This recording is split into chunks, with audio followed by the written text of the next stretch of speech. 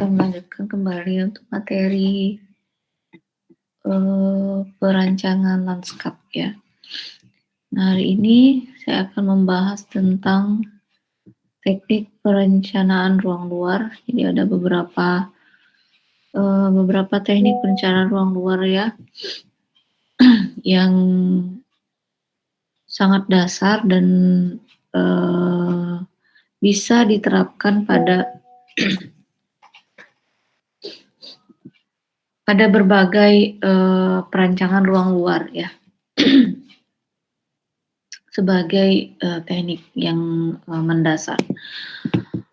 Oke, untuk yang pertama, dia dinamakan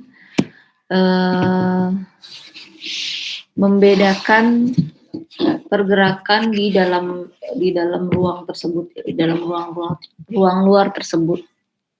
Jadi dibedakan menjadi dua, ada ruang gerak dan ada ruang diam atau ruang tinggal. Oke, nah ruang gerak itu ditujukan menjadi tempat pergerakan menuju ke sebuah destinasi atau tempat yang penting.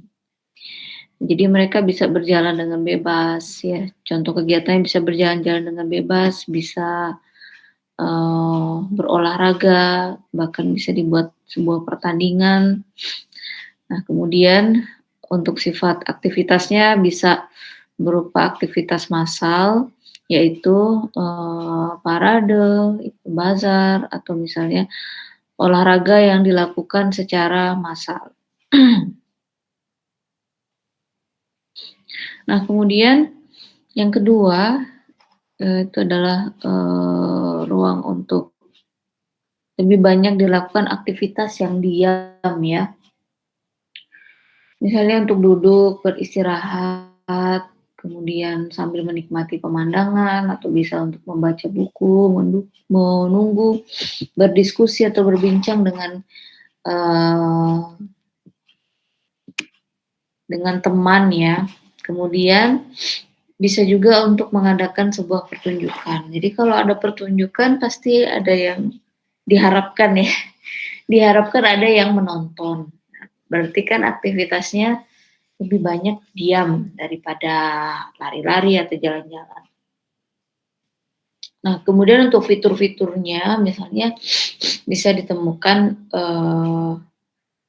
air mancur, tempat duduk ya, kemudian fitur alam yang menjadi visual ketika mereka menikmati pemandangan sewaktu beristirahat atau sewaktu duduk.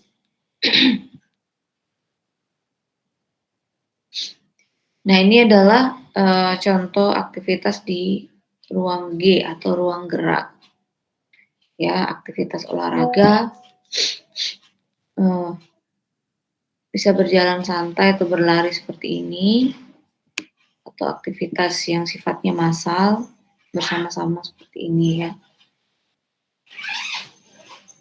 Oke, nah kalau melihat kegiatan dan juga sifatnya yang banyak bergerak, kira-kira kalian bisa membuat sebuah persyaratan nggak? Kalau ruang gerak itu kira-kira harus bagaimana?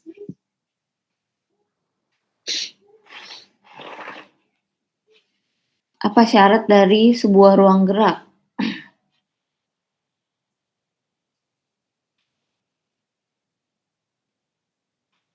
Izin Bu, memiliki sirkulasi yang cukup Bu. Oke, terima kasih Feby ya. Memiliki sirkulasi yang cukup. Nah, artinya misalnya ada di sini kita lihat ada orang lari ya, jadi sirkulasinya harus cukup lebar untuk menampung orang banyak. Nah, kira-kira ada lagi nggak kalau untuk ruang gerak apa persyaratannya?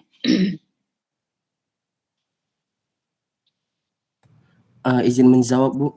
Ya, Luis. Mungkin ada batasan ruang geraknya Bu. Misalnya gimana? Misalnya kan untuk membedakan antara ruang gerak dan ruang hinggap yang Ibu katakan tadi, mungkin ada perbedaan mungkin karena untuk yang di ruang gerak pasti akan orang untuk digunakan untuk lalu lalang gitu Bu. Jadi mungkin ada batasan yang untuk membatasi keduanya Bu mungkin. Oh gitu, oke ya.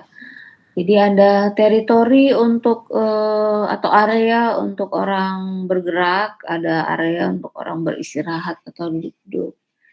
Oke, boleh bisa ya.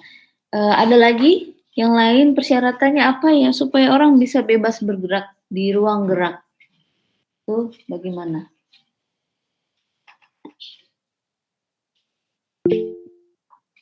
Ya, silakan Raihan. Izin Bu, kalau menurut saya Bu, lebih dominan dia ruang terbuka kalau untuk ruang gerak Bu. Oke, memang ini di sebuah ruang luar ya, boleh lah boleh. Ruang terbuka. Ada lagi?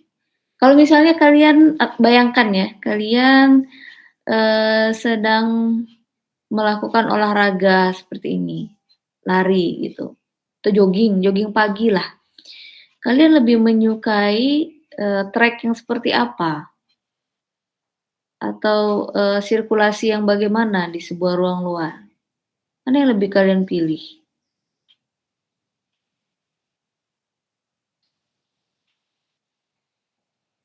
Ada yang mau memberikan pendapat?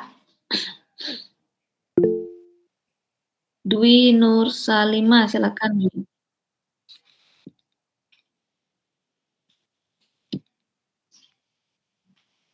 Ya, silakan Dwi. Kenapa? Kalau saya lebih suka yang di tengah itu, Bu. Iya, maksudnya bagaimana persyaratannya kalau menurut kamu? Yang di tengah ini bagaimana sirkulasinya?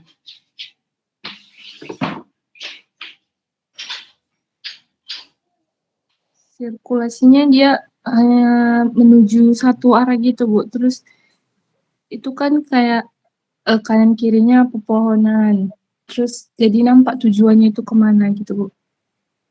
Oh, memperlihatkan tujuan ya. Kemudian sewaktu mereka berlari ada visual yang misalnya visual alam yang dinikmati gitu. Nah, oke, terima kasih ya Dwi. Ya, mungkin ada lagi yang mau memberikan pendapat kira-kira kalau orang supaya bebas bergerak itu bagaimana ya? Sirkulasinya, treknya, jalurnya, permukaannya, bagaimana? Luis lagi, silakan Luis.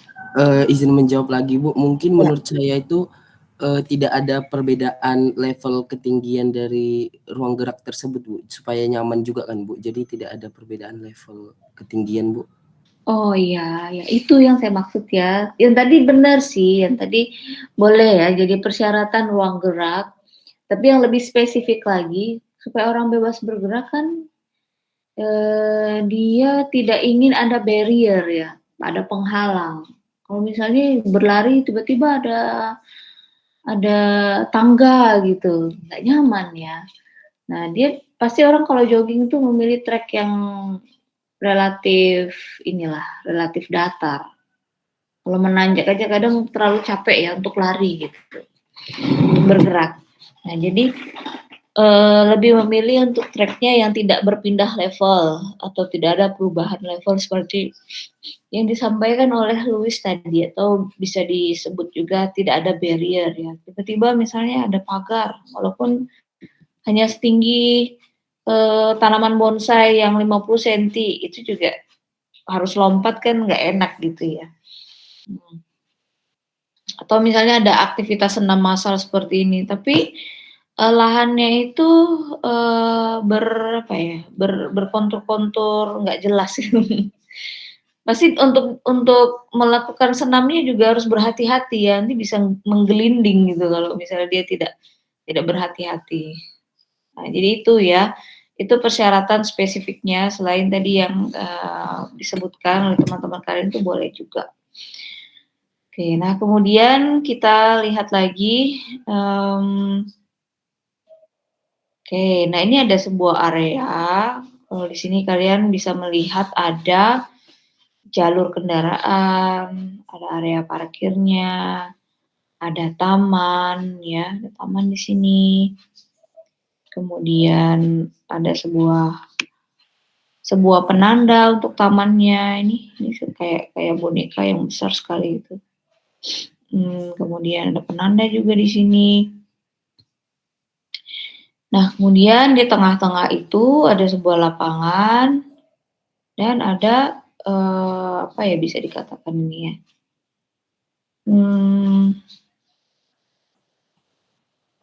Kalau pergola terlalu besar ya, apa namanya ya? Sebuah tenda ya, sebuah struktur tenda yang ada di tengah-tengah yang menjadi pusat dari, bisa dikatakan menjadi pusat ya, menjadi pusat dari lapangan ini. Nah, kalau melihat kondisi dan beberapa elemen yang ada pada area ini, kira-kira ini jenis ruang apa ya?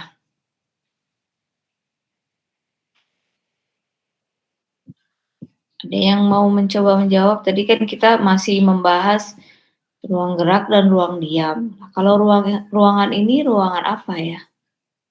Ruang apa pada ruang luar?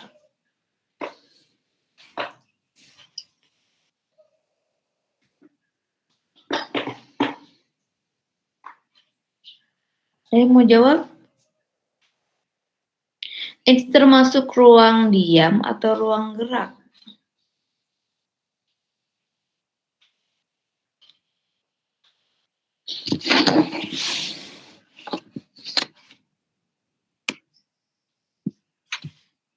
Ruang diam atau ruang gerak?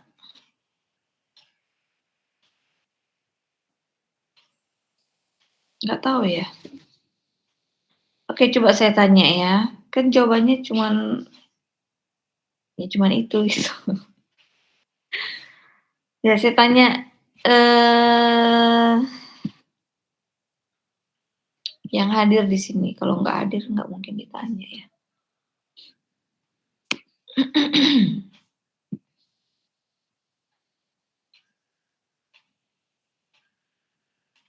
Bella, menurut kamu ini ruang gerak atau ruang diam, Bella? Menurut saya ini ruang gerak, Bu. Ruang gerak. Bisa disampaikan apa alasannya ini ruang gerak? Karena punya sequence dan sirkulasi yang cukup lebar untuk pergerakan orang-orang yang di ruangan tersebut, Bu. Oke, iya. Terima kasih Bella. Yang lain ada yang mau menjawab ini ruang gerak atau ruang diam? Eta Maria, silakan. Menurut saya ini ruang gerak, Bu, karena ada alurnya gitu, Bu. Orang bergerak dari tenda keluar atau dari luar ke tenda atau keluar lagi. Oke. Kalau melihat banyak elemen ya yang ada dan lapangan ini cukup luas ya dan berada di tengah-tengah kota. Kira-kira apakah hanya bisa jadi ruang gerak? Apakah hanya memungkinkan untuk menjadi sebuah ruang gerak?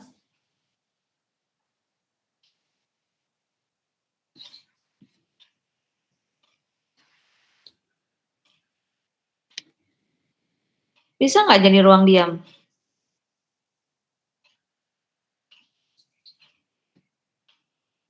Bisa, Bu. Kenapa bisa? Mungkin saya melihatnya dari tenda-tenda itu, Bu. Ya. Kita bisa melihat kalau di situ juga ada orang yang sedang berteduh atau duduk, Bu. Mungkin tidak kelihatan secara jelas, tapi kita bisa melihat bahwa ada orang yang sedang berteduh di situ.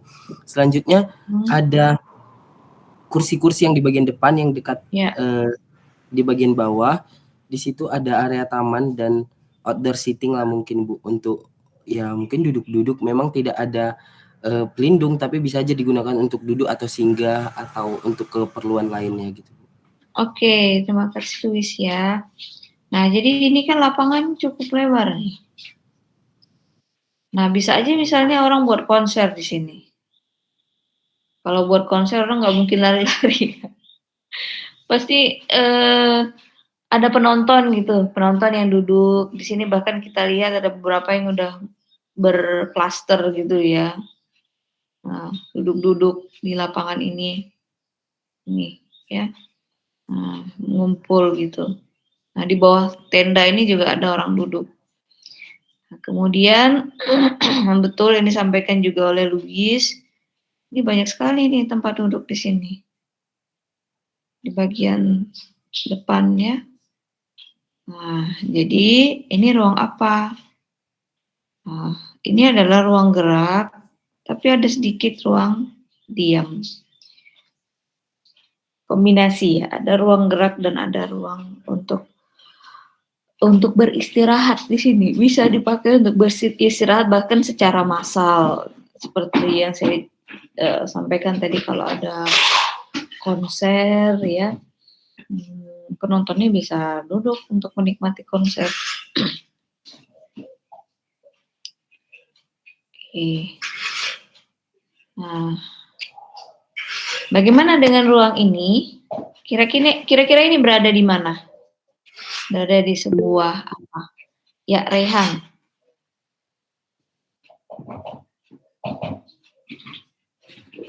Ruang gerak.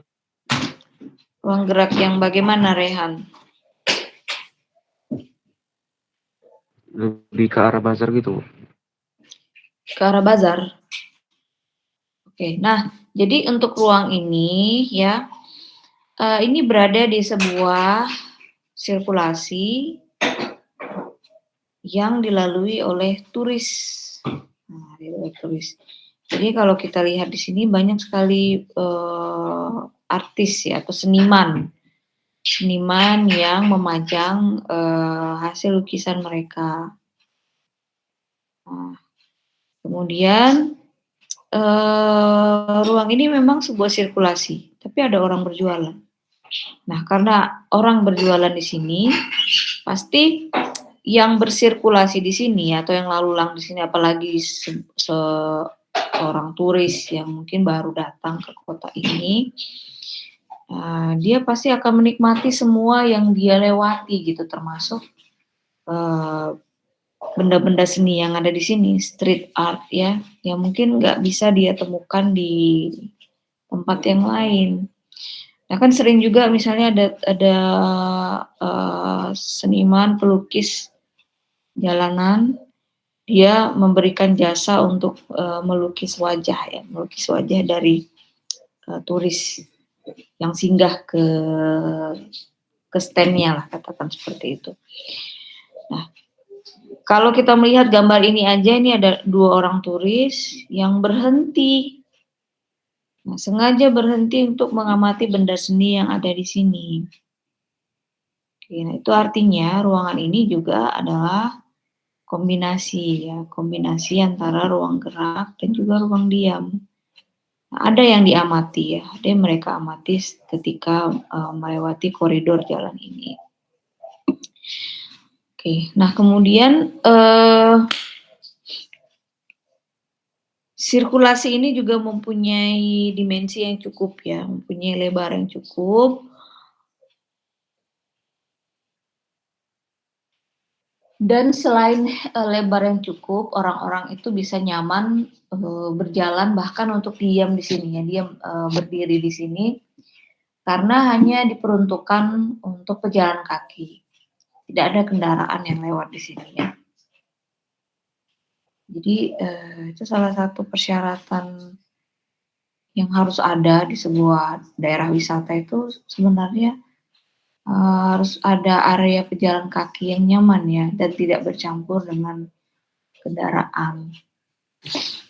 Nah kalau orang jalan-jalan misalnya di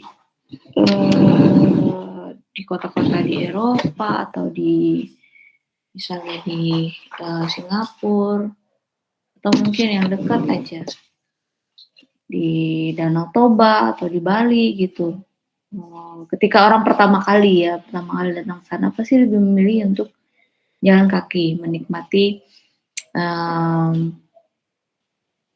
fitur-fitur wisata yang ada di sana ya, apakah sebuah fitur alam atau fitur kegiatan manusia seperti ini. Ini kan juga menarik untuk diamati. Oke, nah kalau ini pasti kita bisa mengatakan ini adalah ruang diam, ya, karena banyak sekali area untuk memungkinkan orang untuk duduk. Di bawahnya ada stage. Ini sebuah amphitheater ya. Jadi untuk performernya yang mengadakan pertunjukan itu ada di bawah, nontonnya ada di atas. Duduk seperti ini. Kalau kita amati, mereka memandang semua ke bawah ya, ke stage yang ada di bawah. Kemudian ruangan ini juga sangat tidak memungkinkan atau sangat tidak nyaman untuk dijadikan ruang yang bergerak bebas seperti tadi. Kenapa? Karena banyak sekali perbedaan levelnya. Ini kan bertangga-tangga. Namanya juga amphitheater ya. Bertangga-tangga supaya orang tuh sampai ke belakang bisa melihat stage-nya. Kemudian undakan ini selain cukup untuk orang duduk, dia juga ada space untuk orang lewat nih. Duduk ada orang lewat nih, jalan misalnya untuk keluar atau masuk mencari tempat duduk. Begitu ya.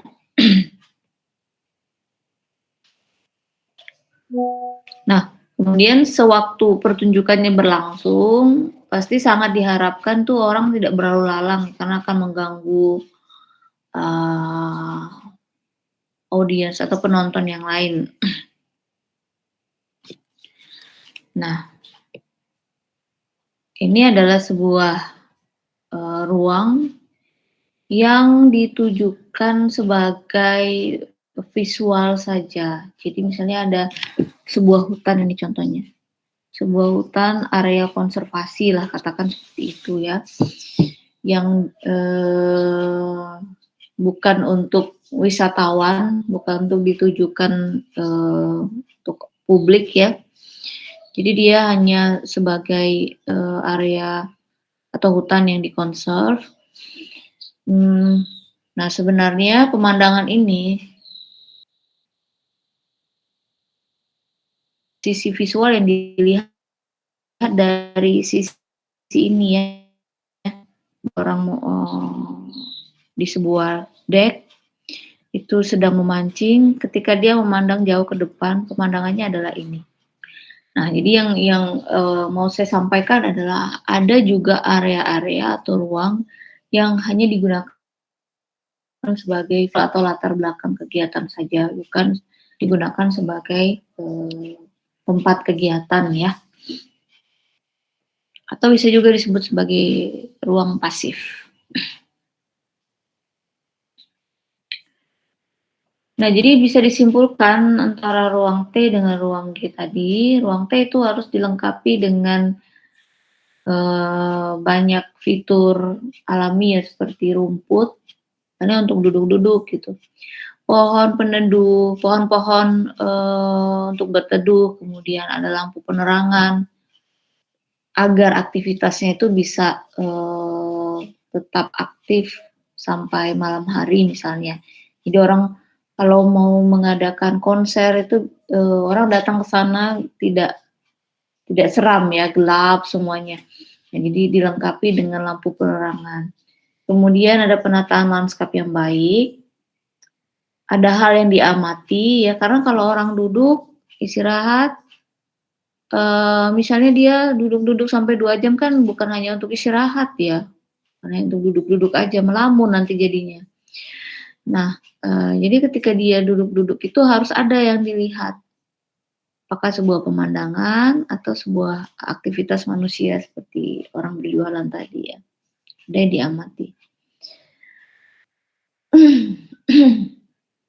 Nah, kemudian untuk ruang diam juga dilengkapi pembatas ya. Apakah sebuah dinding atau pohon. Juga misalnya bisa ada perbedaan level seperti Sunken Plaza yang saya presentasikan sebelumnya. Nah, kemudian untuk ruang G,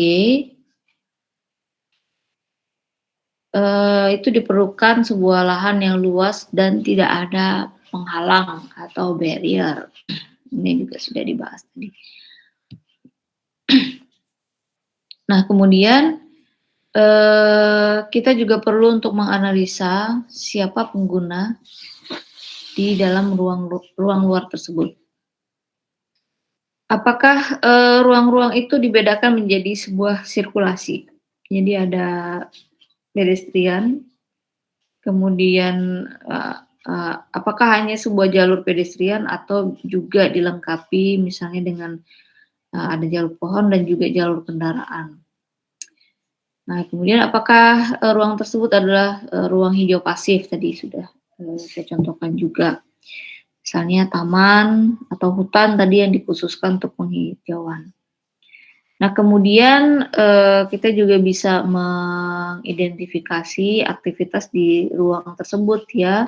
Apakah nantinya akan termasuk ruang gerak atau misalnya didesain ya. Misalnya didesain untuk ruang gerak atau didesain untuk sebuah ruang diam atau ruang tinggal.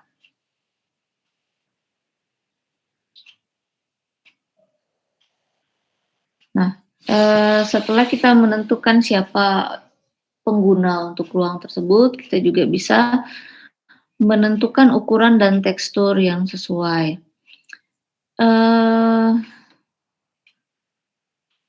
Bila ruangan tersebut digunakan untuk lebih dari satu fungsi, maka perlu ditentukan ukuran dan besaran sesuai dengan fungsinya. Jadi misalnya ruang tersebut sama seperti ini tadi ya, contohnya ruangan ini ada ruang gerak, ada sirkulasi, ada area parkir, ada taman, ada lapangan, kemudian di sini juga ada taman ya. Kita bisa mengamati di sini banyak sekali diterapkan tekstur-tekstur yang berbeda. Ada tekstur untuk lapangan berupa rumput, ada tekstur untuk jalur pedestrian. Ini ada kalau kita zoom tuh, ada pola kotak-kotak yang menarik seperti ini ya. Nah, kemudian ada tekstur sendiri atau warna untuk area parkir tuh dibedakan dengan warna untuk kendaraan, jalur kendaraan maksudnya. Nah, kemudian di sini ada yang berwarna merah juga untuk hanya untuk pohon ya kalau kita perhatikan. Oke, nah lebarnya juga berbeda-beda di sini. Ya, sesuai dengan apa fungsinya ya.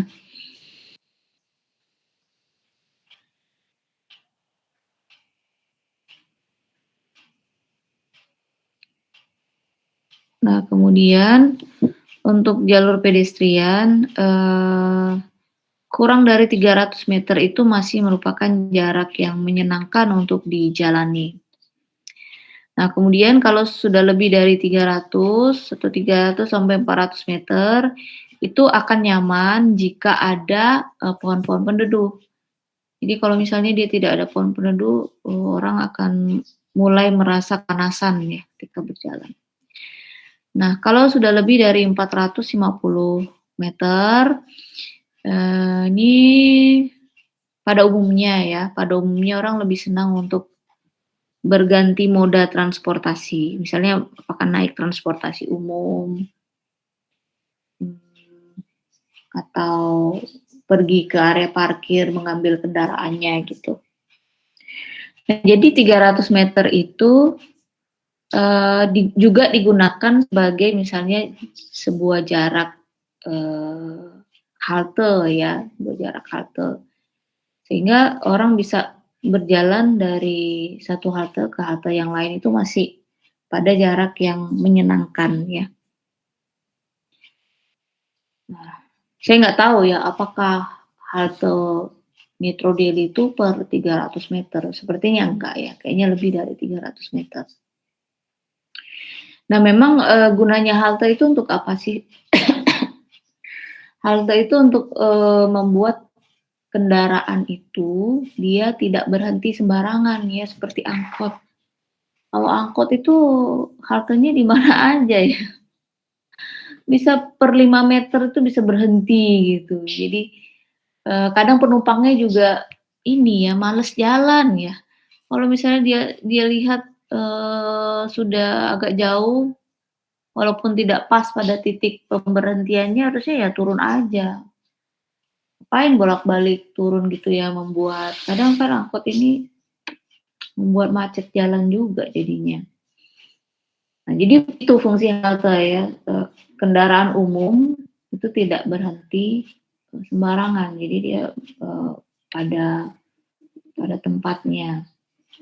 Atau sebuah desain yang bagus seharusnya kalau ada halte itu harusnya ada yang namanya lay-by ya. Lay-by itu seperti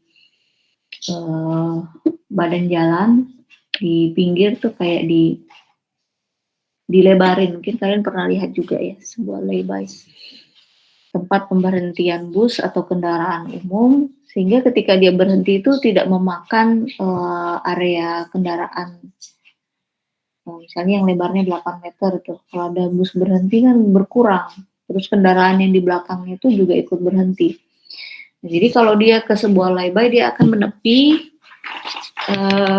sehingga kendaraan yang di belakang itu tidak perlu untuk ikut berhenti juga.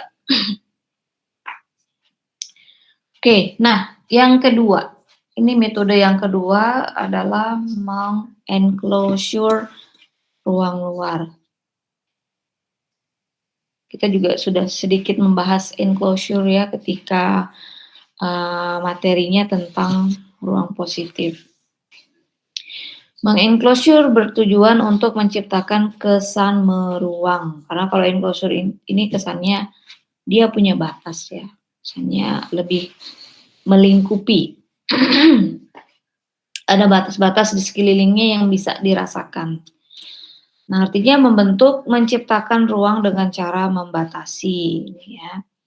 Apakah dengan dinding atau pagar atau pohon yang kesannya melingkupi ruang.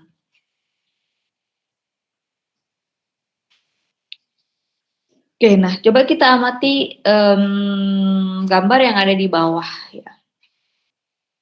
Kira-kira dari ketiga gambar ini, kalau misalnya ini saya sebutkan gambar nomor 1, ini gambar nomor 2, ini gambar nomor 3. Menurut kalian, mana yang kesannya paling melingkupi atau paling mengenclosure? Nomor 1, nomor 2, atau nomor 3?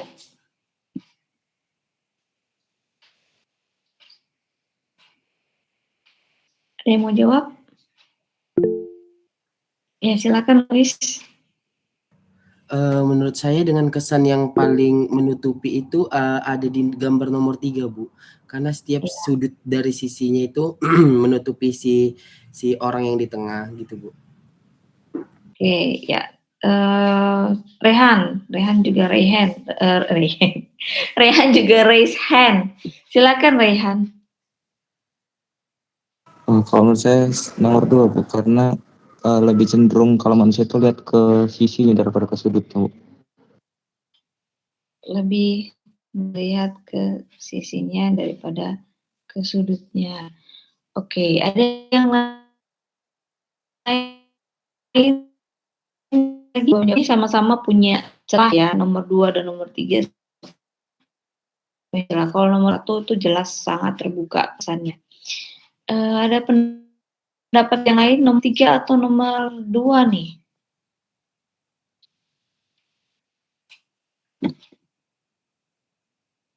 Yang lainnya pada pasif ya. Ini saya perhatikan loh siapa yang sering menjawab. Itu ada Louis dan Rehan. Louis, Rehan, nah tadi juga ada Dwi Nursalima yang menjawab tanpa ditunjuk ya.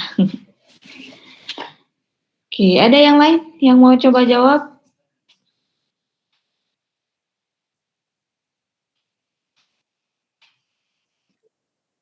Ya, Eta, silakan Eta. Menurut saya sama-sama 2 3, Bu, karena ya, sirkulasi yang ada itu cuma ada 4. Di nomor 2 cuma ada 4 ruang ada tempat celah yang terbuka, di tiga juga ada celah yang terbuka. Oke. Nah, yang mana ya yang paling melingkupi? Jadi sebenarnya yang paling mengarahkan orang itu yang ini, yang nomor 3. Kalau kita rasakan dari tampak atas ya, dia mengarahkan orang untuk lebih berorientasi ke dalam, ya kan? Lebih berorientasi ke dalam. Dia pada sudut-sudutnya itu ada dinding yang mewakili ya, mewakili 2 sisi gitu. Nah kalau ini orang masih bisa berorientasi keluar, ya seperti ini, ya kan? Nah,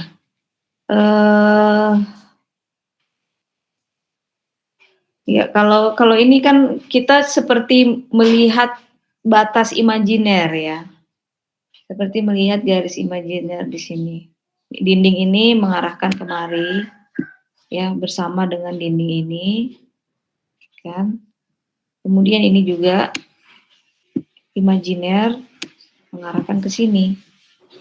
Ini juga sama. Ya kan?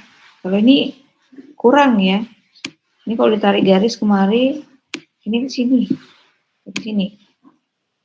Masih ada area kosongnya ya, enggak kurang melingkupi gitu. Kalau yang ini memang kalau dilihat dari atas ya, yang nomor 3 itu lebih berkesan melingkupi daripada yang nomor 2. Oke. Nah, kita pernah belajar tentang ruang positif yang juga membahas enclosure. Jadi sebuah enclosure itu tidak boleh terlalu terbuka seperti ini, ya, atau orientasinya itu masih keluar daripada ke dalam, ya. Nah, tidak boleh terlalu terbuka dan tidak terlalu tertutup karena dia adalah sebuah ruang luar, ya. Nah, sehingga harus ada dibuka celah seperti ini, ya, dibuka celah seperti ini untuk menghubungkan ruang enclosure ini ya kepada ruang-ruang yang lain yang ada di sekelilingnya. Oke. Nah, ini minggu lalu kayaknya saya presentasikan juga gambarnya ya, tapi di dalam topik yang berbeda. Nah, ini adalah sebuah plaza, seperti yang sudah saya sampaikan juga, yang merupakan enclosure. Nah, kalau dilihat dari satu sisi ini sepertinya terbuka ya. Saya cerita bahwa ini adalah seperti gerbangnya ketika dilihat dari laut, kan? Nah, tapi dari visual yang lain atau sisi yang lain, ini tertutup. Jadi kalau dari atas bentuknya seperti ini. Nah, ya. Ini adalah di dinding bangunan ya, dikelilingi oleh dinding bangunan. Nah, posisi yang ini tuh ada di sini. Nah, ini juga merupakan sebuah enclosure yang terbuka di satu sisi. Jadi kalau dia terbuka di 2 sisi juga sudah tidak terasa enclosure-nya ya. Jadi dia harus hanya terbuka di satu sisi aja kalau untuk enclosure, atau tertutup di semua sisi, hanya mempunyai celah-celah seperti ini tadi ya, yang menghubungkan ruang tersebut dengan ruang yang lain.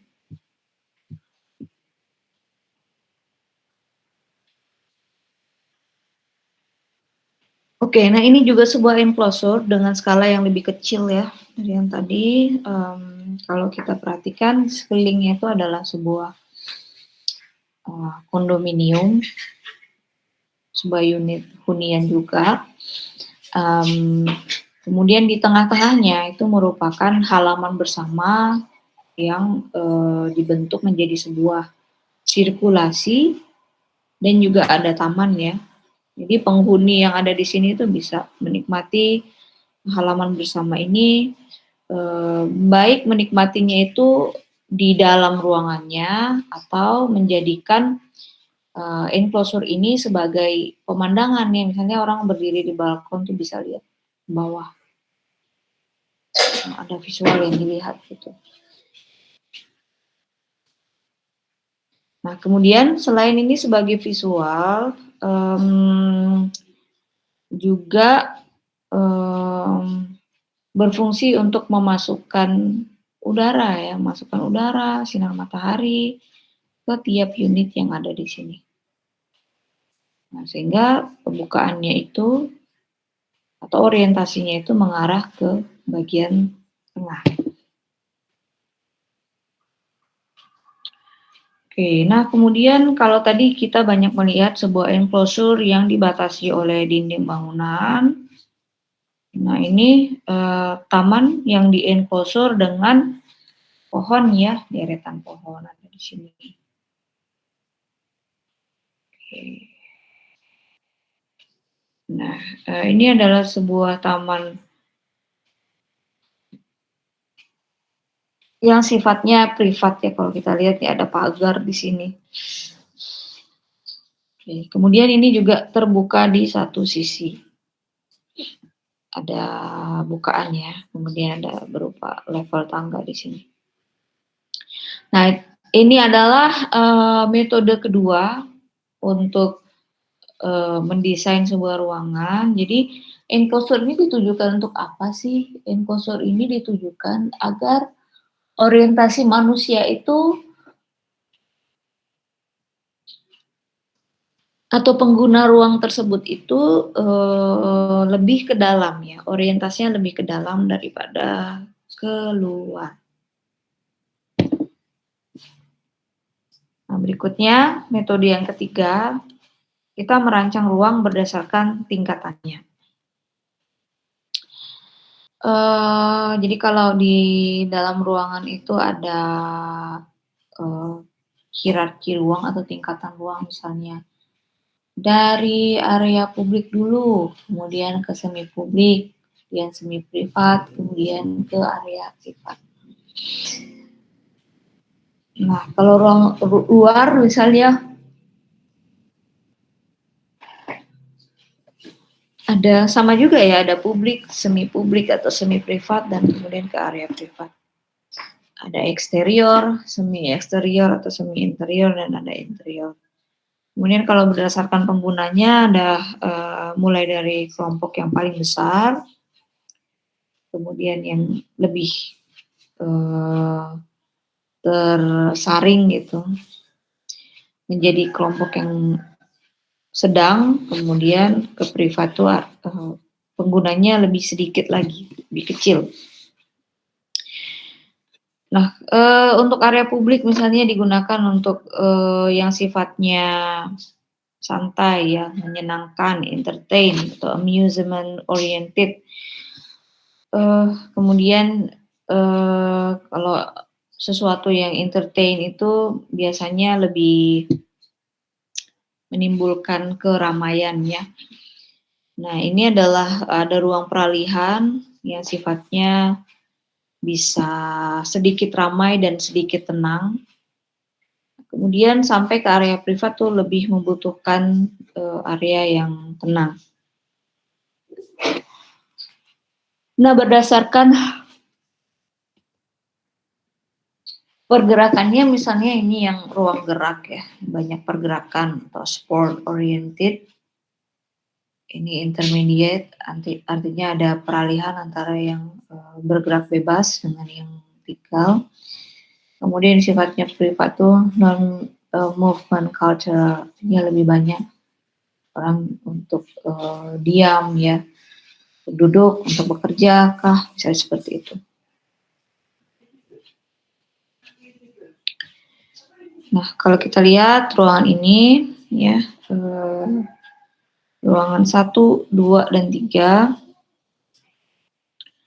untuk ruangan 1 itu ruangannya paling luas dengan D banding H, ini juga kita bahas sebelumnya ya di materi tentang skala. D banding H-nya sangat besar. Kemudian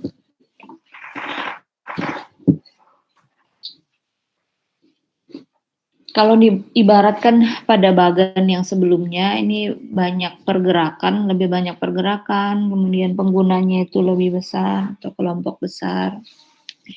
Sehingga tekstur yang digunakan itu relatif kasar ya, dan dilengkapi oleh pohon. Tidak diperlukan penerangan khusus. Ya. Nah, kemudian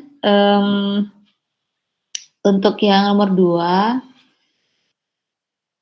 ruangannya lebih kecil dari ruang yang pertama. D banding hanya itu antara 4-5, dan dia mulai mempunyai dinding vertikal, walaupun tidak terlalu tinggi ya. Visual ketinggian mata itu masih bisa melihat sekelilingnya. Untuk lantai tidak terlalu kasar. Nah, kemudian untuk penerangan tuh biasanya diletakkan di sudut. Yang nomor 3 ini lebih kecil lagi. Horizontalnya semakin mengecil, vertikalnya semakin tinggi nilainya. D banding hanya itu 1-3. Nah, kalau seperti ini, dia pasti sifatnya lebih privat ya. Mempunyai kesan meruang, lantainya lebih detail, lebih bisa diamati. Atau kalau dari skala ya, ini skala bisa dikatakan juga sebagai skala ruang yang intim, yang dekat. Nah, kemudian penerangannya itu bersifat estetik ya, bisa sebagai dekorasi pada ruangan ini. Oke, nah ini adalah sebuah site plan ya, sebuah site plan kampus kesenian Musashino Tokyo. Sampai sekarang masih ada. Sebuah kampus seni ya.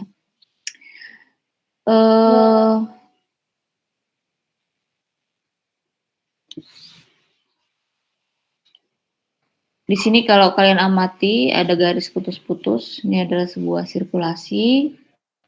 Mulai dari nomor 1, kemudian masuk ke nomor 2, 3, 4, 5, 6, 7, 8. Nah, kalau kalian amati site plan ini ya, gambar bangunan dari atas ini, dan dilengkapi juga dengan sirkulasinya, berdasarkan hierarki, menurut kalian mana yang paling publik? Nomor berapa?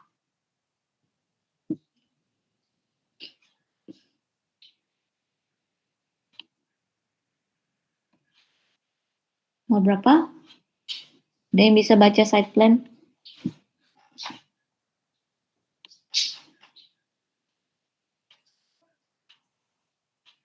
Nomor berapa yang paling publik?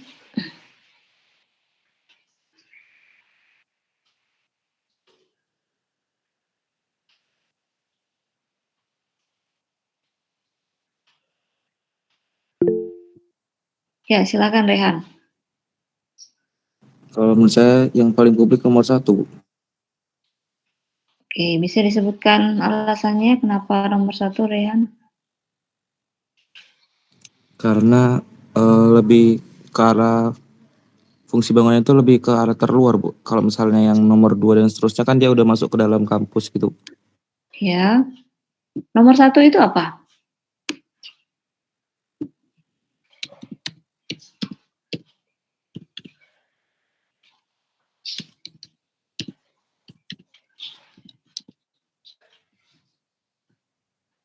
Ada yang tahu nomor 1 apa?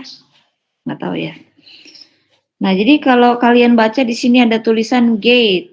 Gate itu artinya gerbang ya. Kalau misalnya ini sebuah gerbang, berarti ini apa? Yang nomor 1 ini apa? Jalur masuknya, Bu. Jalur masuk, sirkulasi ya. Nomor 1 ini adalah sirkulasi atau jalan. Misalnya lah kalian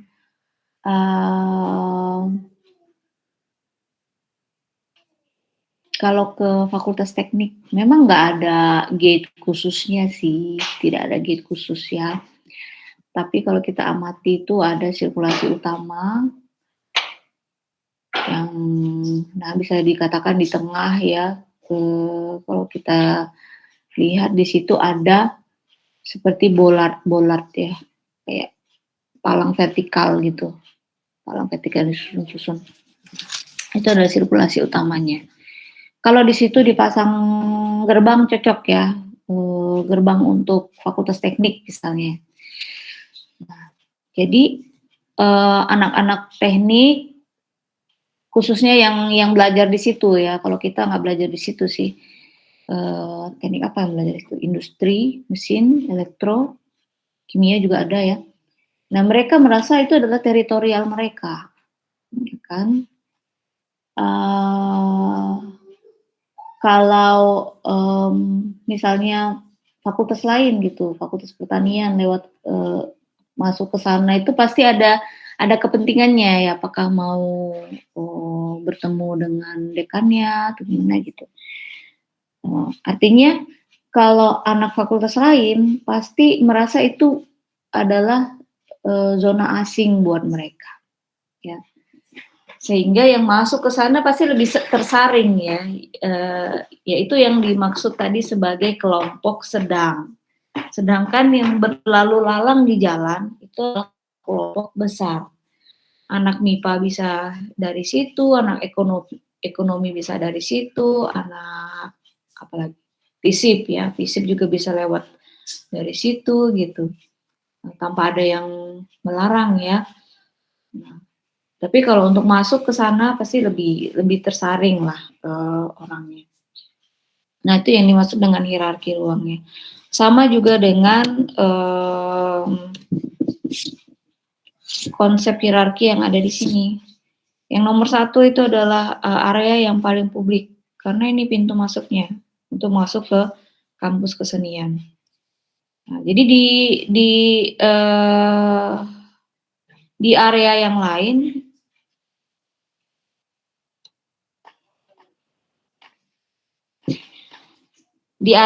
itu ada kampus fakultas lainnya juga ya. Tapi ini adalah teritori khusus untuk anak-anak seni. Oke, kemudian masuk ke nomor 2. Nah, artinya ini masih sifatnya masih semi publik ya. Ini masih semi publik seperti halaman depannya lah. Halaman depan dari kampus kesenian ya. Nah, ini gerbangnya, ini halaman depan berupa kalau kita lihat di sini ada sirkulasi yang cukup lebar ya. Sirkulasi yang cukup lebar. Nah, kemudian ini ada bangunan kiri kanan. Nah, kalau kita lihat nanti ini sebenarnya di bawahnya aja dia terpisah seperti ini. Sebenarnya di atasnya nyambung ya. Jadi bangunan ini seperti berfungsi sebagai gerbang kedua. Ini gerbang pertama, ini gerbang kedua ya. Orang bisa masuk melalui kolong bangunan ini. Kemudian bergerak lagi ke nomor 4. Di nomor 4 ini ketika orang berdiri di sini, dia bisa mengamati ada bangunan di sebelah kiri, kemudian sebelah kanan, dan bangunan di depannya. Oke, ya. Kemudian masuk ke nomor 5, dia berada di sebuah lapangan atau plaza ya, plaza yang cukup luas. Masuk ke nomor 6, kemudian bergerak lagi ke nomor 7, kemudian naik ke nomor 8. Oke, kita lihat lebih jelas ya.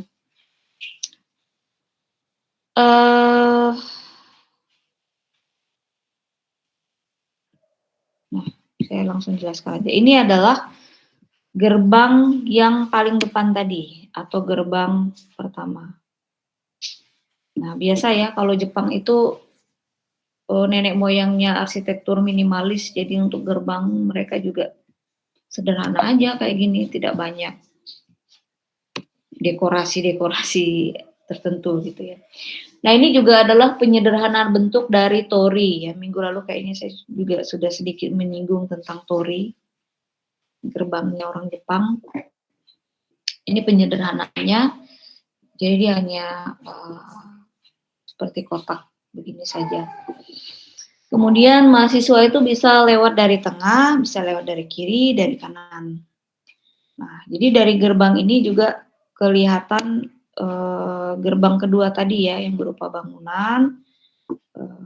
Mahasiswa yang lewat tuh bisa melalui kolong yang ada di bawah ini. Oke. Nah, ini adalah yang di depannya yang saya katakan sebagai halaman tadi ya, berupa sirkulasi juga. Ini sirkulasi yang cukup lebar.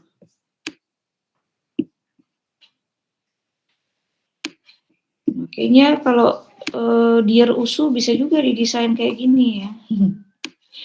Yang gerbang dari FKG, kemudian yang dari depan LPPM itu bisa juga ada sequence kayak gini gitu.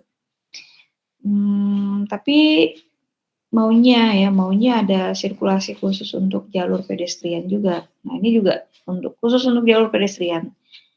Kendaraan tidak bisa lewat ya. Kalau kalian amati, ini sebenarnya ada levelnya. Ada perbedaan level walaupun tidak terlalu tinggi. Nah, ini yang saya sebutkan tadi sebagai kolong bangunan ya. Cukup tinggi walaupun dia sebuah kolong. Kira-kira ada nih 5-6 meter tingginya.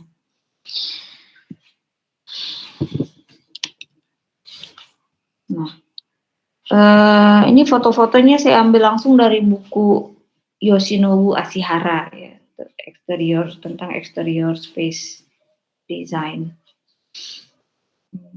Dan kampusnya masih ada sampai sekarang. Kalau ini gambarnya hitam putih, sampai sekarang masih ada. Nah, ini adalah visual ketika orang berdiri di titik nomor 4 tadi, di titik ini. Ya. Artinya masih berada di kolong bangunan tadi ya.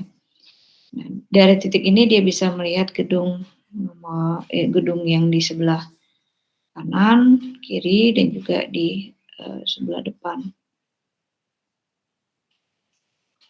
Nah, ini adalah bangunan perpustakaan, kemudian ini gedung perkuliahan, kemudian ini adalah studio, ya.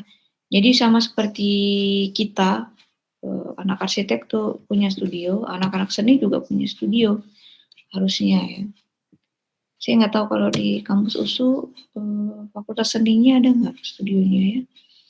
Harusnya ada sih. Mereka kan butuh workshop ya untuk membuat. Kalau anak-anak seni itu pasti menghasilkan benda seni, apakah patung, lukisan, atau benda-benda seni yang lain. Oke, nah ini adalah studionya. Ini studionya, jadi ada yang berada di lantai 2, nah, ada yang di lantai 1, kemudian kalau kita amati tadi side plan-nya dia berupa kotak-kotak seperti ini. Nah, apa artinya ya? Jadi di sini ada area terbukanya atau bolong-bolong tempat orang naik ke atas. Jadi yang lingkaran-lingkaran ini itu adalah tangga putar untuk masuk ke masing-masing studionya yang ada di atas. Seperti ini, kalau kita lihat di bagian tengahnya itu juga masih ada area yang bolong ya. Oke, nah untuk lebih jelasnya seperti ini. Nah, ya, ini nih area yang bolong, kemudian bergerak ke masing-masing tangga putar. Nah, ini adalah atap-atap studionya. Atap studionya kalau kita amatin ada segitiga ya. Di ujung-ujungnya ini ada segitiga untuk memasukkan cahaya ke dalam ruang studionya seperti ini. Suasana studionya kira-kira kayak gini. Cukup luas. Jadi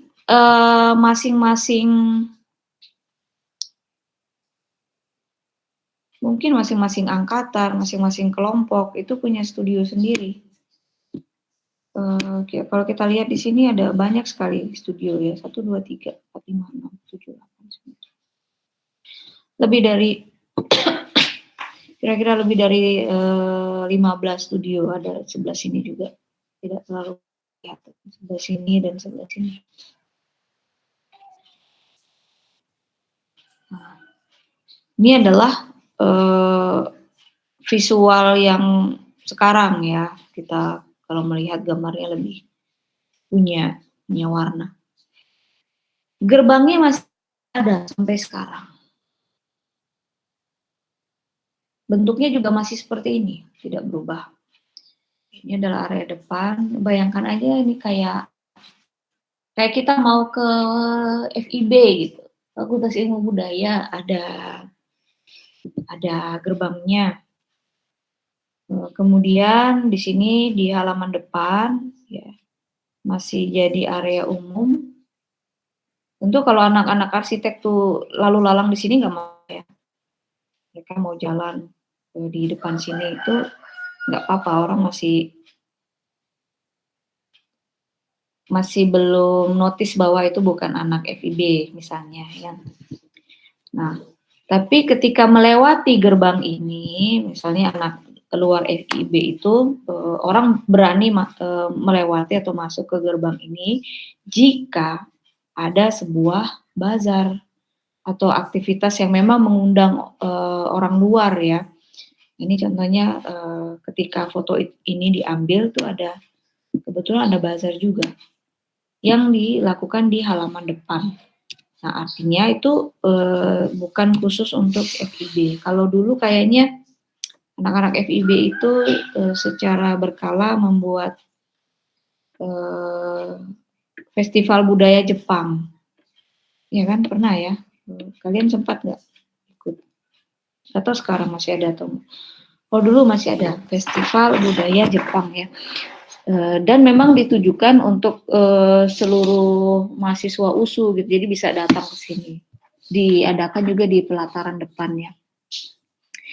Sehingga orang luar ketika masuk sini juga masih merasa nyaman kalau ada aktivitas yang mengundang seperti ini. Kalau tidak ada ya orang juga merasa masuk ke rumah orang lain gitu ya.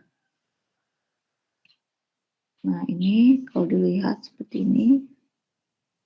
Ada aktivitas di ruang luar, di halaman depan, ya. Kemudian kalau kita lihat, ini adalah gedung yang saya sampaikan tadi, yang sampai sekarang juga masih ada kolong bangunannya ya. Nah. Oke, ini ada orang yang menjajakan atau promosi barang jualannya itu kepada orang-orang yang lewat. Nah, biasanya apakah untuk mencari dana atau memang untuk memamerkan karya seninya, bisa juga ya. Oke, nah ini adalah kondisi ketika tidak ada acara-acara atau pameran seperti tadi. Di kondisi sehari-harinya seperti ini, ada papan pengumuman, ya. Kemudian ini sirkulasi yang saya sampaikan tadi, cukup lebar. Nah, ada lampu penerangan di tengah, supaya mahasiswanya ketika malam hari pulang tuh masih cukup terang ya melalui jalan ini. Nah, ini yang saya sampaikan tadi, ada sirkulasi yang berundak-undak, tapi nggak terlalu jauh ya, perbedaan levelnya sedikit saja ini. Nah, menuju ke gedung administrasi yang ada di sini ya, tuh lewat kolong di bawah ini. Nah, ini adalah studio yang saya sampaikan tadi. Dia orang lewat sini, naik melalui tangga putar yang ada di sini, kemudian masuk ke studionya masing-masing. Menarik ya, konsep kampusnya. Oke. Nah, ini gedung yang ada di sebelah, di sisi depan tadi sebenarnya ya. Oke, ini gedung yang ada di bagian belakang. Gedung perpustakaan ya, yang ada di sini.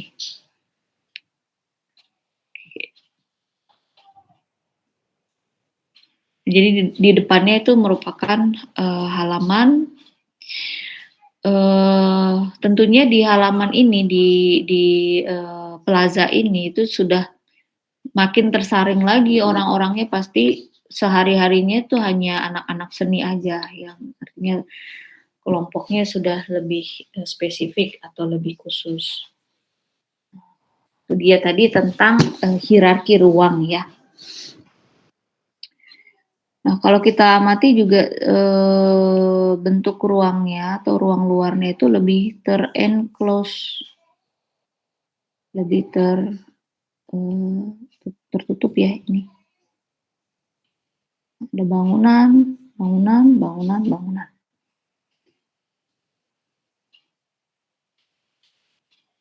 Nah, yang keempat ada deretan ruang luar. Teknik perencanaan ruang luar untuk yang nomor 4 ini berkaitan dengan sequence. Ya, kita udah pernah bahas juga ya, sequence atau pengalaman ruang. Nah, teknik deretan ruang luar ini bisa ada dua cara. Yang pertama itu memperlihatkan pemandangan secara keseluruhan pada titik awal permulaan. Lalu ketika si pengamat itu bergerak, dia semakin melihat pemandangan atau image yang lebih detail dari pemandangan awal tadi sebenarnya yang udah kelihatan semua ya, tapi makin bergerak dia semakin lebih jelas visual atau image yang dia lihat. Kemudian yang kedua, itu tidak memperlihatkan keseluruhan secara langsung gitu. Namun dia memperlihatkannya secara bertahap dengan skala image yang sama. Nah, jadi dia semakin bergerak, barulah visual-visual itu atau ruang-ruang itu bisa kelihatan ya. Oke, nah ini contohnya. Untuk ini sebuah tori juga ya. Ini tori gate.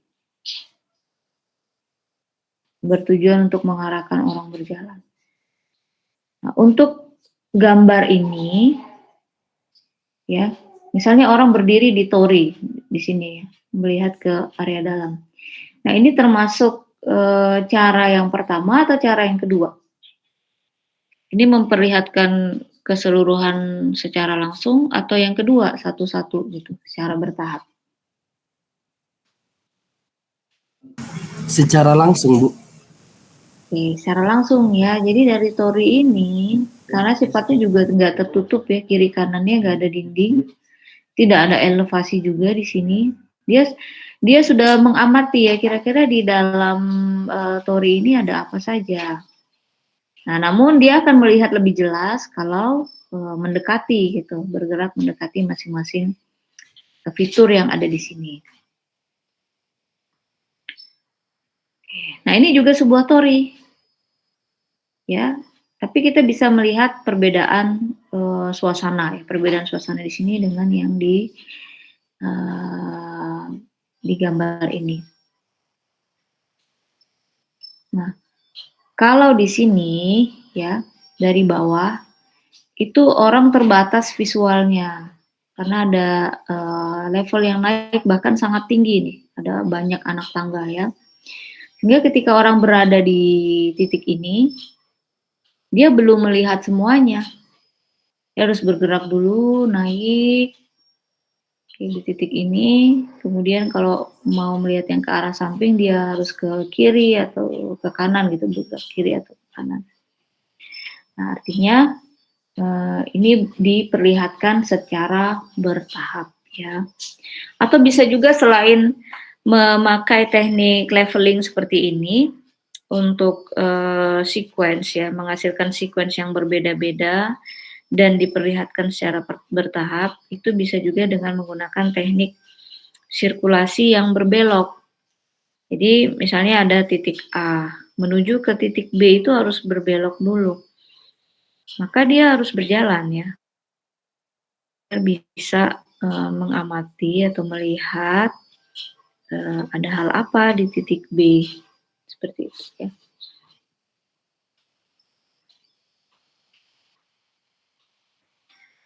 Oke, kemudian ada beberapa teknik lainnya. Yang pertama itu ada teknik leveling.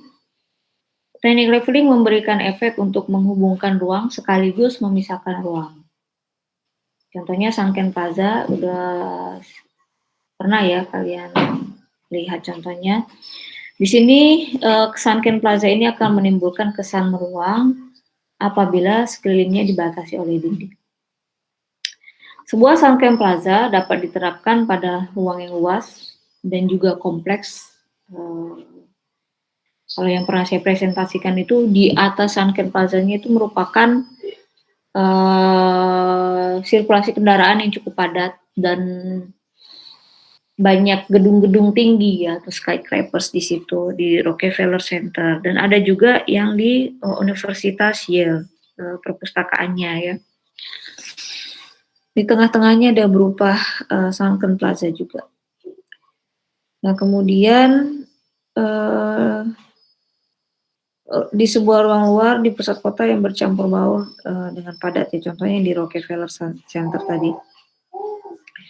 Oke, tujuannya untuk memisahkan pengguna di dalam dan di luar Sunken Plaza tersebut. Penggunaan perbedaan ketinggian memungkinkan terciptanya lantai atas dan lantai bawah. Dan pasti ada zona perantara ya untuk menghubungkan yang atas dengan bawah tadi. Nah, tujuannya perbedaan ketinggian tersebut untuk membentuk sebuah pembatas yang memberikan kesempatan untuk menghubungkan ruang atau memisahkan ruang. Oke, ya.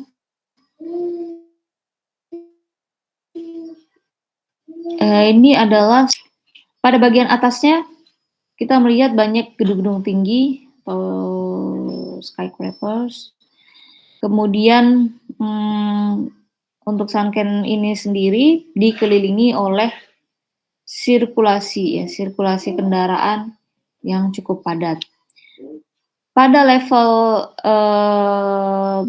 bawah ya, pada level bawahnya, satu level dengan plaza ini itu berupa ada retail, kemudian bisa juga ada area masuk ke shortcut ya, ke gedung-gedung yang di sekitarnya. Oke, nah jadi shortcut atau area masuk tadi itu merupakan ruang peralihan. Kemudian elevasi ini ya, ini sekaligus menjadi penghubung, ada area masuk tadi dari bawah dari atas ke bawah sebagai area penghubung sekaligus juga sebagai pemisah ya, pemisah ruangan ini terhadap area yang ada di sekelilingnya. Nah, sehingga orang-orang yang ada di bawah, kalau ini fotonya diambil ketika musim dingin ya, sehingga ini digunakan sebagai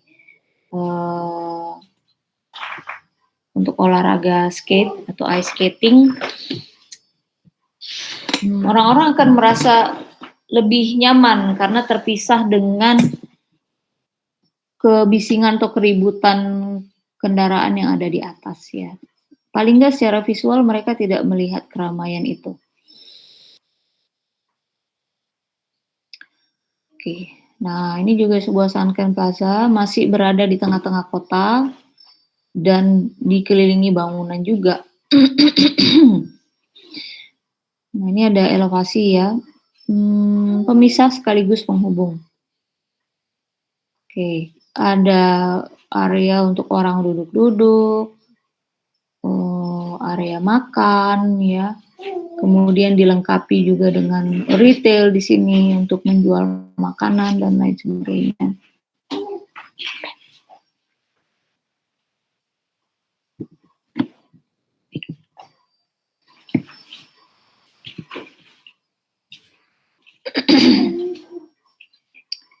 Ya, kalau ini adalah sebuah Sunken juga ya. Sunken di tengah taman yang cukup luas dan di sini juga ada bangunan ya. Kalau kita amati ketika turun ke area bawah ini, orang bertujuan bukan hanya untuk menikmati fitur air yang ada di sini, ya bersirkulasi di sini, tapi juga untuk masuk ke bangunan ya. Nah, kalau kita lihat ada entrance-nya, ada entrance di kiri kanan. Di sini juga ada sebuah entrance.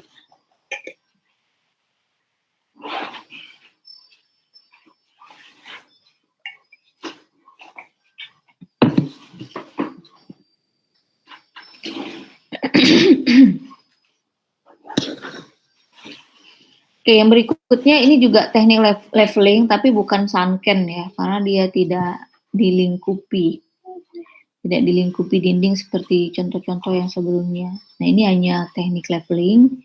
Jadi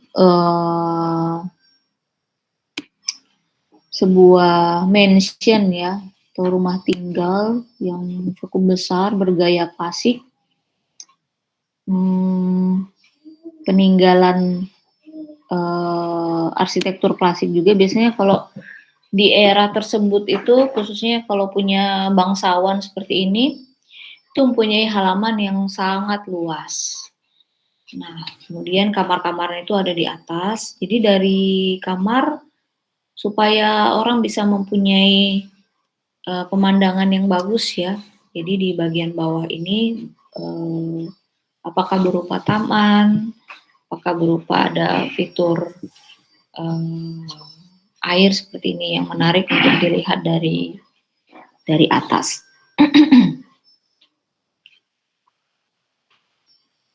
Oke, kemudian yang keenam ya. Yang keenam ada teknik segmentasi atau pemisahan.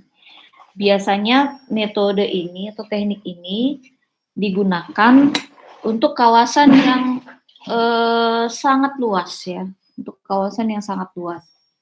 Nah, jadi kalau kalian diberikan lahan yang cukup luas, misalnya lahannya 2 hektar hanya untuk ruang luar, kan nggak mungkin semuanya kolam renang, semua bosan ya.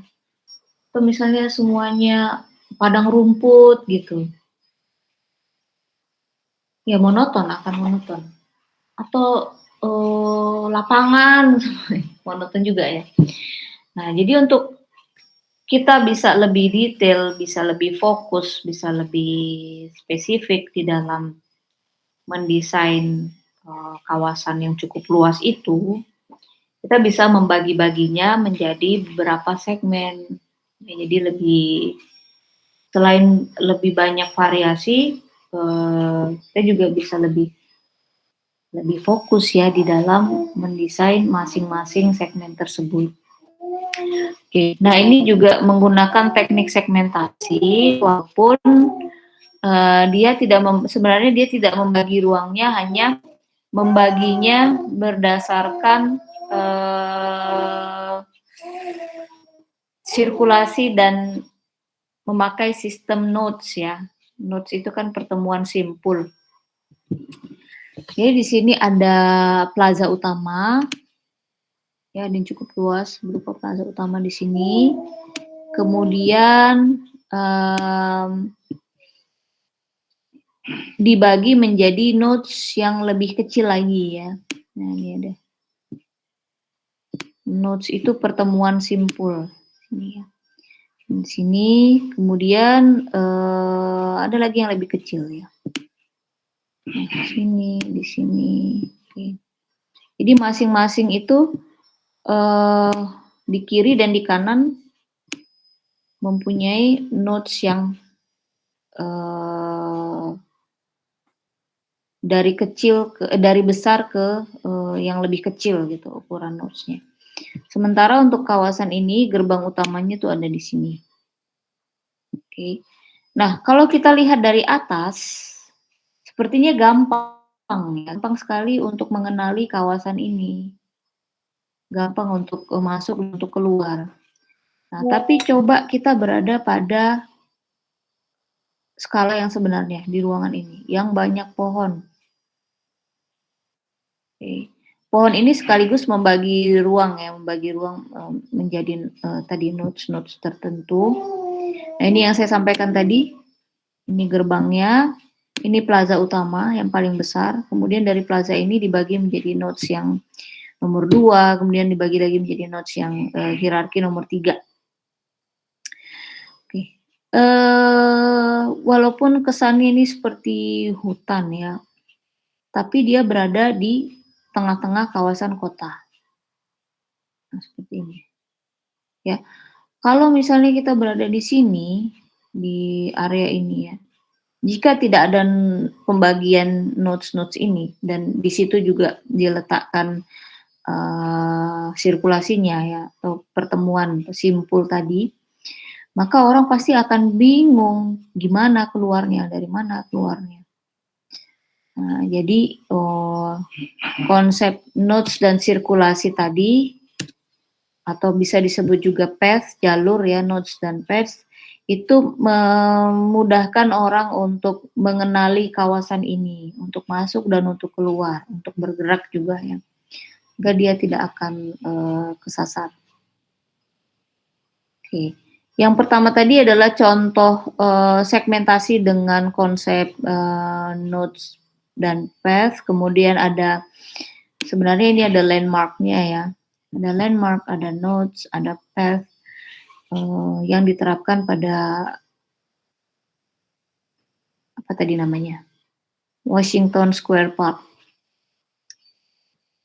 pada taman ini.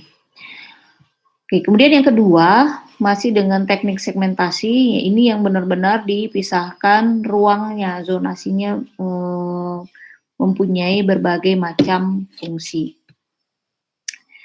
Oke, namanya situ rawa besar, Kampung Liu ya. Kalau melihat existingnya, di sekelilingnya itu berupa hunian yang cukup padat. Ada hunian yang teratur, yaitu sebuah perumahan. Ada juga hunian yang berupa penduduk ya, penduduk yang berdiri di situ secara tidak teratur. Nah, ada juga pemukiman kumuh.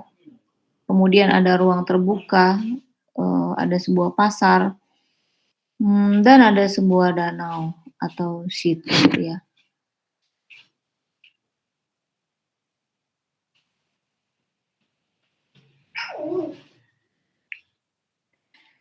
Oke. Nah, ini adalah kondisi existingnya. Jadi ada pemukiman yang kumuh seperti ini. Kalau kita lihat banyak juga sampah ya. Masih ada area terbuka. Kemudian ini berupa jalan kendaraan. Nah, ini juga pemandangan untuk area penduduk ya, kawasan perumahan penduduknya. Ada dermaga, karena itu sebuah situ yang cukup lebar. Dan kondisinya yang seperti ini juga masih digunakan untuk orang-orang memancing, tapi situasinya itu kurang bagus ya, kondisinya kurang didesain. Oke, jadi untuk merancang kawasan seluas ini itu dibagi menjadi beberapa segmen ya. Yang pertama ada segmen di kawasan utara, ya. Untuk kawasan utara ini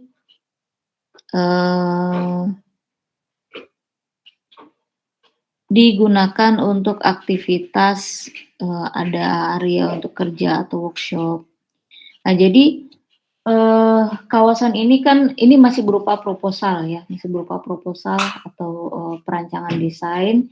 Jadi untuk mengembangkan kawasan ini supaya dia sustain atau berlanjut ya, mempunyai konsep keberlanjutan, maka tidak hanya pemerintah yang mengelola kawasan ini.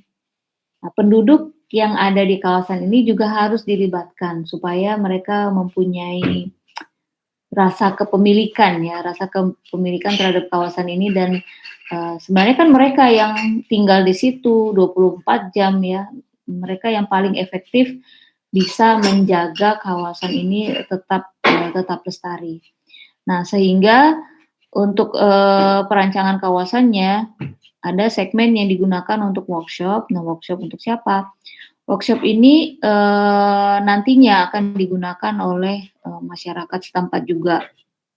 Bisa berupa ada kolam pembibitan, ya.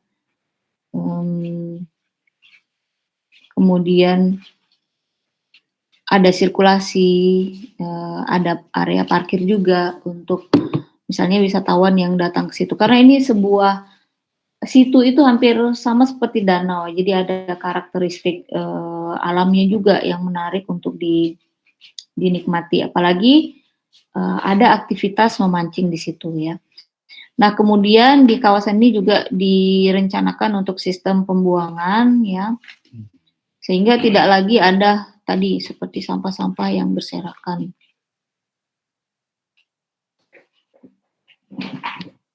Nah, kemudian ada penataan kembali untuk jalur pedestrian yang sudah ada, nanti ditata ulang. Nah, untuk segmen yang kedua di bagian selatan situ, ya, di sini ya, di bawah masih mempunyai ruang terbuka yang cukup lebar. Kemudian di sini juga sudah ada yang aktivitas atau dermaga lah ya, dermaga yang saat ini digunakan untuk aktivitas orang-orang memancing. Oke, untuk nomor 2 ini atau segmen nomor 2 direncanakan sebagai tempat wisata yang mengandalkan ruang terbuka di tepi danau, ya. Nah, kemudian di kawasan ini juga membudayakan masyarakat setempat, misalnya yang mau membuka warung, toko, atau rumah makan. Nah, sehingga itu juga bisa menjadi pemasukan secara ekonomi untuk masyarakat setempat.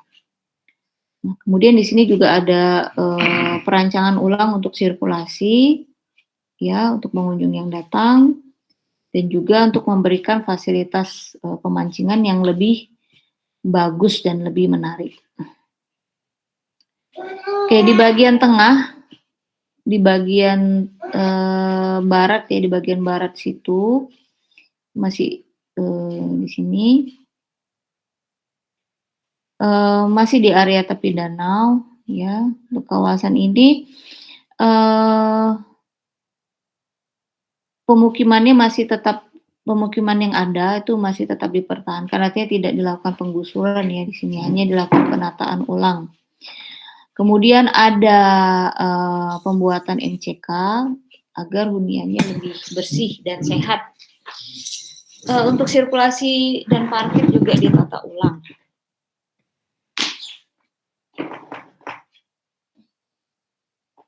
Oke, di kawasan ini juga akan diterapkan, di sana tadi ada area terbuka ya, digunakan sebagai tempat fasilitas bermain untuk anak-anak atau playground.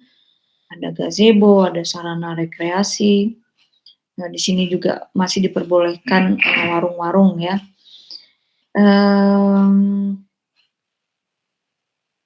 Nah, jadi untuk toko-toko atau warung-warung tadi akan ditata ya sedemikian rupa, misalnya ada deretan toko, cenderamata, kemudian dilewati sebuah jalur sirkulasi sehingga wisatawan yang di sana banyak yang bisa mereka nikmati, bukan hanya untuk memancing, untuk bapak-bapak aja dong kalau memancing, tapi juga ada tempat istirahat, tempat duduk, makan di sebuah warung makan dengan pemandangan danau, kemudian ada area cenderamata tadi ya.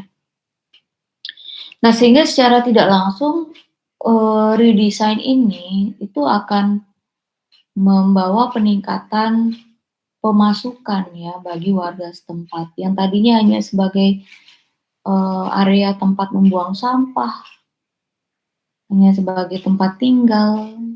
Kemudian orang yang memancing ke sana juga tidak mendatangkan benefit apa-apa ya, karena ya mereka hanya pergi untuk memancing, bukan untuk membeli sesuatu di kawasan ini.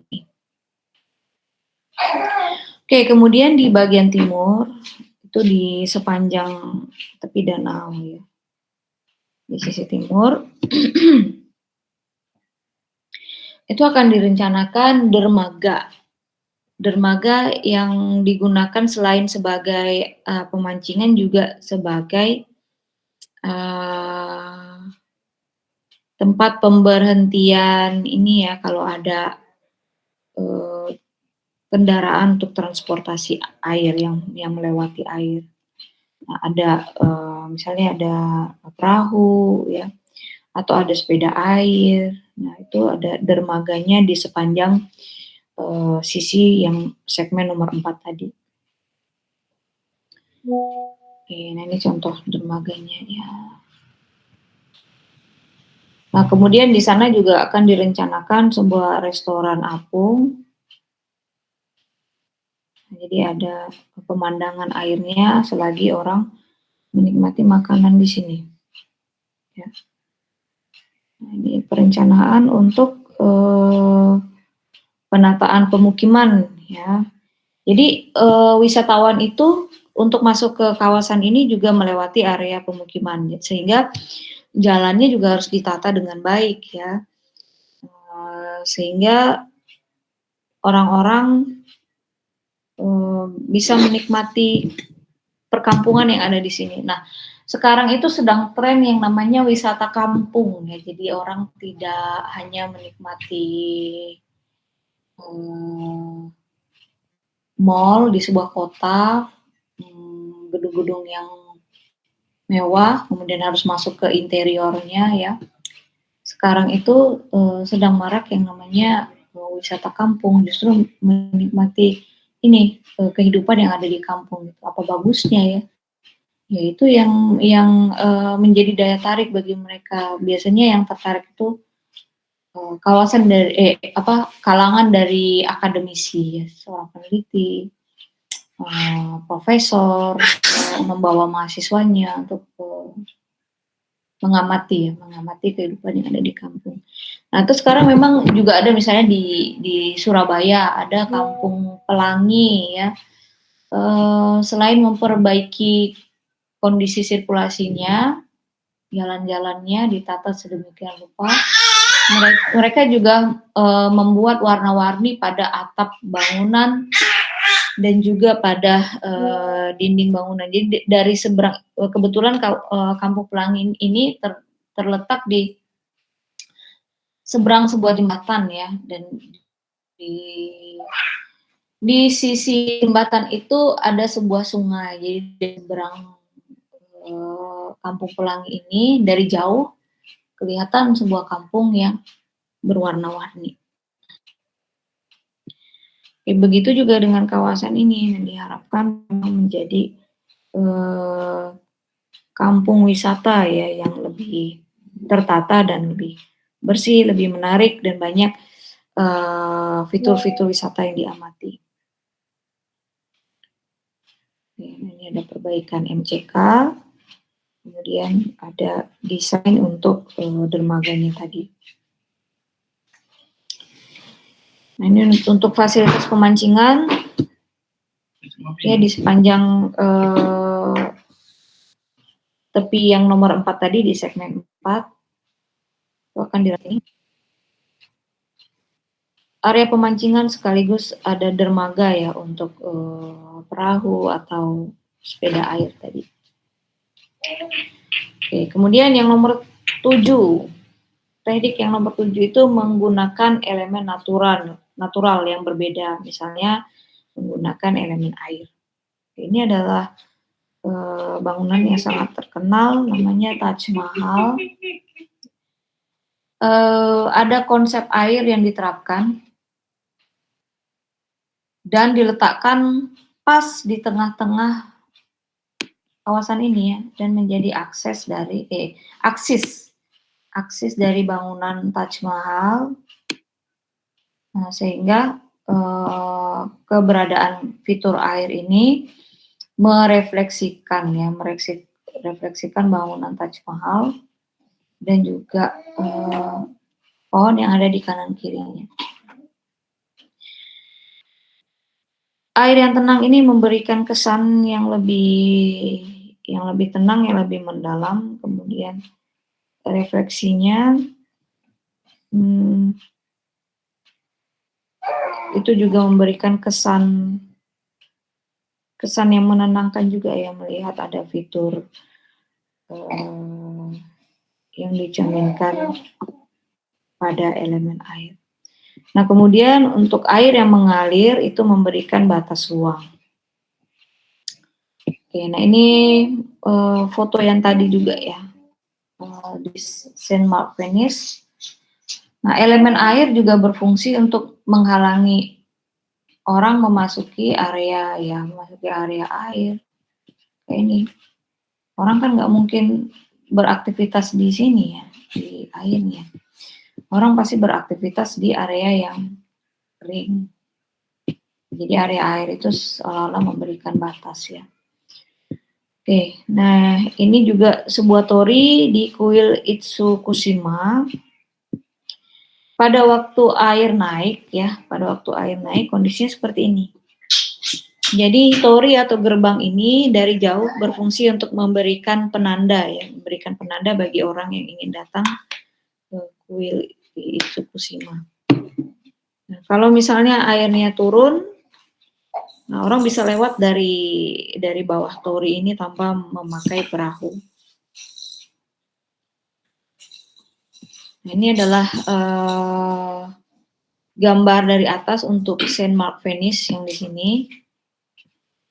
Ya, bisa masuk melalui air dari gerbang yang ada di sini, dari 2 tiang tadi. Kemudian ini adalah pemandangan atas dari kuil Itsukushima. Nah, toriinya ada di sini ya, lumayan jauh dari kuil. Jadi torii ini berfungsi sebagai penanda, sama seperti ini. Sama juga seperti menara yang saya presentasikan sebelumnya, sebagai penanda orang yang lewat pada ini sama-sama laut ya. Kalau laut itu kan cukup luas, sehingga dari jauh orang sudah mengetahui kawasan ini. Oke, nah ini juga penggunaan elemen air di sebuah taman ya. Kalau kita perhatikan juga tamannya ini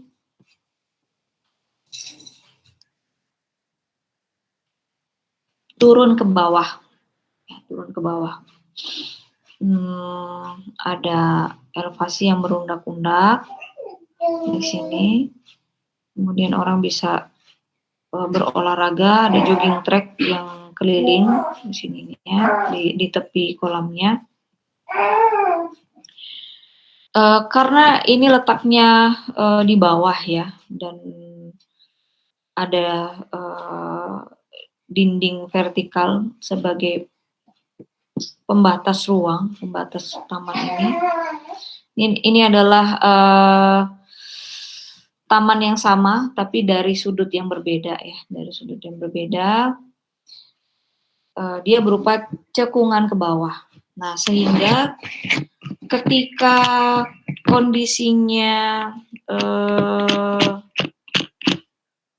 terjadi hujan yang cukup lebat ya. Nah, memang pada hari biasa itu ini juga berfungsi sebagai kolam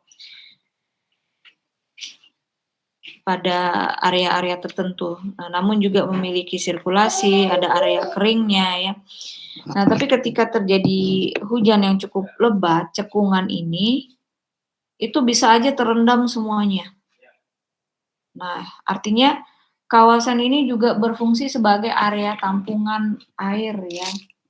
Sama seperti sekarang di USU itu mau dibuat kolam retensi USU. Mudah-mudahan itu memang berfungsi ya sebagai retensi penahan air dan penampung air gitu. Nah, sehingga ketika kalau konsep di taman ini ya, ketika hari biasa dia bisa digunakan sebagai taman. Namun ketika hujan lebat dia akan berfungsi sebagai kolam tampungan.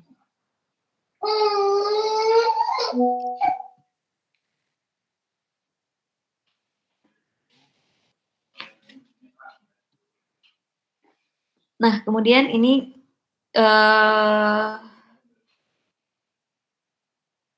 iya, saya juga udah pernah mempresentasikan ini ya. Namun dengan topik yang berbeda, di sini juga diterapkan fitur air secara linier ya. Jadi fitur air ini dilengkapi juga dengan di sebelah kirinya ada jalur sirkulasi. Kemudian ada sirkulasi untuk menuju ke bangunan dan ada sirkulasi di sepanjang kebun ya, kebun herbal yang ada di sebelah kanannya. Jadi fitur air dan juga sirkulasi yang berbentuk linier ini, linier diagonal, itu juga secara tidak langsung memisahkan area kiri dan kanan. Kita lihat di sini ada fungsi yang sangat berbeda ya. Di kiri itu ada area parkir, sementara di kanan itu ada kebun ya, kebun untuk menanam tanaman-tanaman herbal yang saya sampaikan tadi. Oke. Nah, ini juga sebuah fitur air di tengah-tengah sebuah taman ya. Kalau kita amati juga ini adalah sebuah taman yang didesain ya, bukan yang tumbuh sendiri. Nah, ada pola-pola di sini kalau kita amati, ada unsur garis, kemudian tekstur rumput, ada tekstur untuk sirkulasi, tekstur perkerasan, ada bangku taman, kemudian ada pohon-pohon, semuanya didesain ya. Kemudian ada fitur air sebagai focal point-nya ya. Nah, fitur air ini juga menjadi elemen penyejuk ya, selain dia sebagai estetika dan sebagai focal point, ini secara iklim juga keberadaan air itu kan menurunkan suhu di sekitarnya. Jadi banyak fungsi dari fitur air di dalam sebuah ruang luar. Oke, ya, itu dia tadi ada 8 ya, ada 8 metode, ada 7 ya, ada 7 metode teknik perencanaan ruang luar yang bisa kalian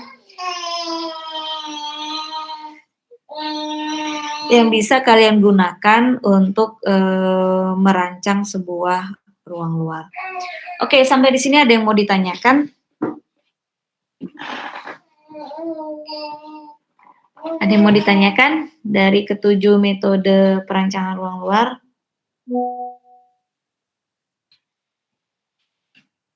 Ya, tidak ada ya. Nah, kalau tidak ada,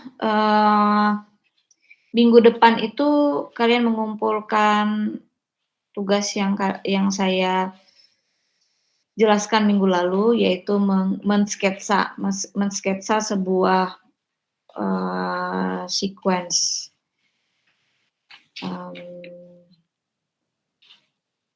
atau serial vision ya, mensketsa sebuah serial vision. Nah, kemudian untuk materi hari ini itu juga ada tugas ya. Tugasnya tugas kelompok. Jadi tadi saya mempresentasikan 7. Ya, ada 7 teknik perencanaan ruang luar. Jadi untuk kelompoknya juga dibagi 7 ya. Dibagi menjadi 7 kelompok. Satu kelompok itu memilih satu teknik perencanaan ruang luar sebagai teknik utama.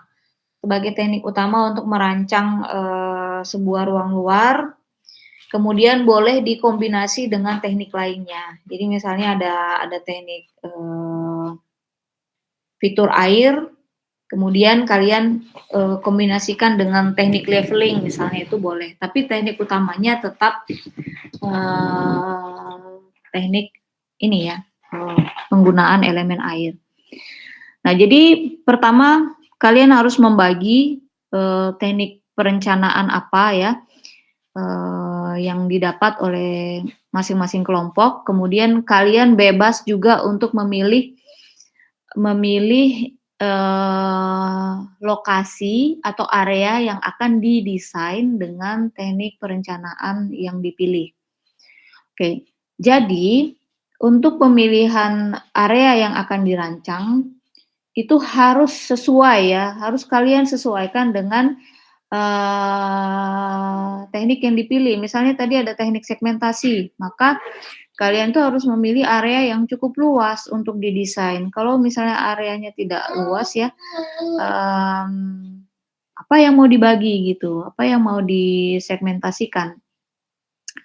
Oke, jadi sesuaikan area yang dipilih dengan teknik perencanaan luar ya, masing-masing kelompok.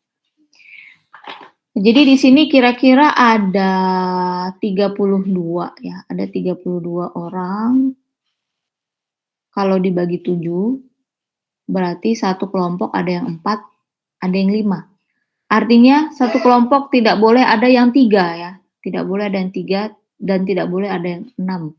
Harus ada 4 atau 5.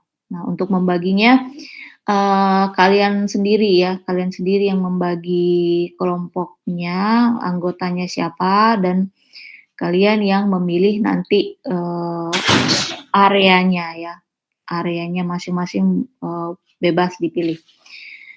Nah, kemudian dipresentasikan minggu depan. Yang dipresentasikan itu apa? Yang dipresentasikan itu adalah area yang kalian pilih. Kemudian bagaimana kalian menerapkan konsep ya, jadi masih konsep. Bagaimana kalian menerapkan konsep teknik perencanaan ruang luarnya. Oke, jadi masih konsep artinya belum desain akhir. Oke, sampai di sini ada yang mau ditanyakan untuk tugas minggu depan, tugas kelompok? Ada yang mau ditanyakan? Ya, kalau tidak ada berarti cukup jelas ya, cukup jelas pertanyaannya. Silakan dibagi kelompoknya dan dipresentasikan minggu depan. Saya rasa tugasnya nggak sulit. Oke, kalau tidak ada lagi pertanyaan, saya akan tutup kuliah kita hari ini. Selamat pagi semuanya.